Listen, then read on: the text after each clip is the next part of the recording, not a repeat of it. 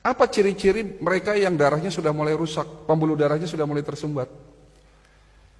Ya kaki gampang kesemutan, gampang baal, kebas-kebas, kalau di kepala yo sering migrain, leher kenceng, tubuh lemah, kalau terjadi sumbatan di jantung akan nyeri dada, sesak dan seterusnya. Itu menunjukkan bahwa sudah terjadinya kerusakan darah dan pembuluh darah. Pertanyaannya lagi, apa yang menyebabkan kerusakan darah dan pembuluh darah? Sehingga terjadinya kerusakan di sel-sel kita. Penyebabnya karena faktor radikal bebas.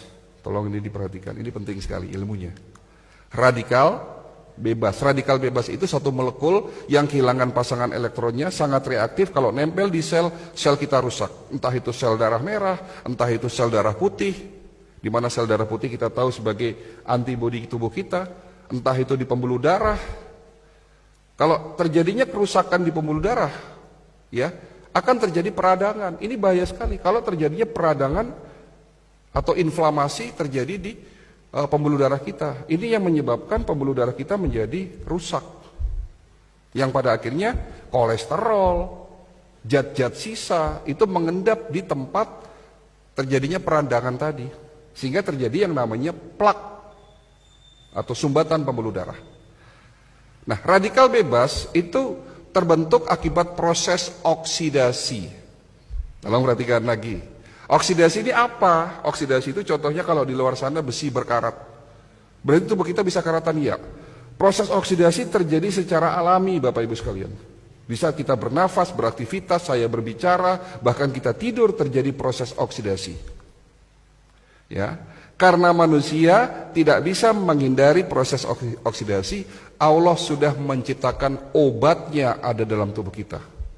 Diproduksi tanpa Bapak Ibu sadari sejak kita kecil, ya, di saat kita lahir di dunia sampai nanti kita mati. Ada obat dari segala macam obat, rajanya obat sebagai benteng pertahanan pertama yang dapat menetralisir terjadinya oksidasi. Kalau tidak ada obat ini, 5 menit tubuh kita rusak, Pak. Namanya antioksidan, betul. Kalau hari ini kita masih berkecimpung di vitamin, di antibodi, sudah ketinggalan zaman, Pak. Hari ini dokter-dokter di Eropa, di Amerika, penemu-penemu suplemen, itu bagaimana caranya menemukan satu antioksidan yang kembali lagi tujuannya untuk menetralisir terjadinya oksidasi agar tidak terbentuk yang namanya radikal bebas. Ini penting sekali. Antioksidan diproduksi dalam tubuh kita. Ada 2, glutathione dan superoksid dismutase. Glutathione itu rajanya antioksidan. Ya. Dan SOD, panglimanya. Ada raja yang memimpin negara, ada panglimanya. Atau perdana menteri lah. Jadi yang menjaga tubuh kita itu sesungguhnya bukan antibodi. Antibodi itu benteng pertahanan kedua, Pak. Benteng pertahanan pertama namanya antioksidan, glutathione dan superoksid dismutase. Namun setelah usia Bapak 40 tahun, produksi antioksidan, glutathione dan SOD menurun. Makanya itulah yang disebut tua. Menurunnya produksi antioksidan. Sehingga pada saat usia 40 tahun dan terus bertambah, terjadinya oksidasi yang tidak diimbangi dengan produksi antioksidan, sehingga terbentuk yang namanya radikal bebas. Dan radikal bebas inilah yang mulai merusak pelan-pelan sel-sel tubuh kita. Sudah mulai jelas ya, Pak? Sudah mulai jelas ya? Oke. Tapi Allah Maha Baik. Allah bukan hanya menciptakan antioksidan dalam tubuh kita, tapi juga sudah menyiapkan plan B-nya. Menciptakan antioksidan ada di sekitar kita sebagai obat, sebagai penawar. Ada di mana? Ada di buah dan tanaman herbal.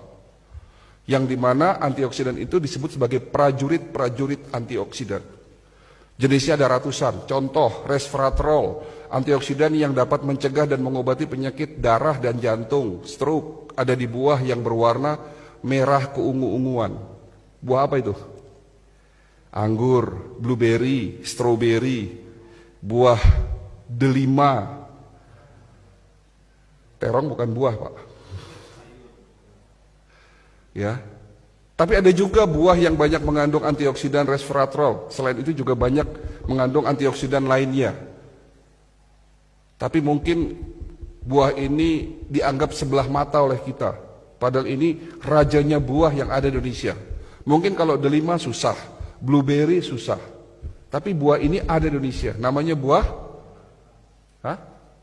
jamblang. Oke, jamblang bagus. Tapi ada yang lebih baik dari jamblang. Apa? Buah manggis, Pak.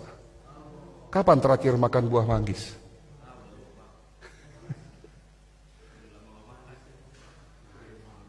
Antioksidan namanya lycopene. Dapat mencegah penyakit prostat. Bapak-bapak yang sudah mulai susah kencing nih. Kencingnya tidak tuntas, netes lama. Kemungkinan sakitnya prostat. Dapat dicegah, diobati oleh lycopene. Ada di mana? Buah tomat dan semangka. Tomat dan semangka, makan tomat dan semangka tiap hari. Antioksidan namanya bromelin, dapat mencegah penyakit kanker, tumor payudara. Ada di mana? Buah nanas.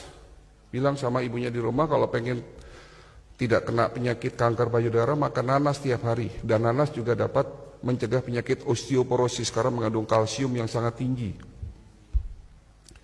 Untuk mencegah penyakit Alzheimer atau pikun, makan buah alpukat. Untuk mencegah penyakit batu empedu, makan buah apel, dan semua buah mengandung prajurit-prajurit antioksidan. Siapa di antara Bapak Ibu yang setiap hari makan minimal 3 jenis buah-buahan?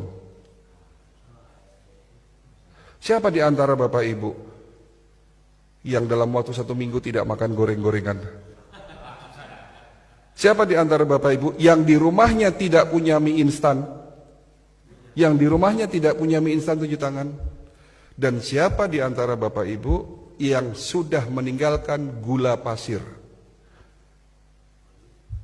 Inilah jawaban kenapa masyarakat kita banyak yang sakit. Sementara Allah sudah memberikan berkah luar biasa kepada bangsa kita. Betul? Iklim terbaik, tanah paling subur, produsen buah terbesar di dunia, dan produsen tanaman obat terbesar nomor 2 di dunia. Ada 40.000 jenis tanaman obat yang belum kita manfaatkan secara benar. Ya. Antioksidan. Lalu bicara antibodi. Antibodi nggak usah dibahas lah, sudah terlalu kuno ya. Tapi itu juga penting, di mana benteng pertahanan kedua adalah antibodi. Dan benteng pertahanan ketiga, ya, proses yang paling penting dari semuanya itu adalah regenerasi sel.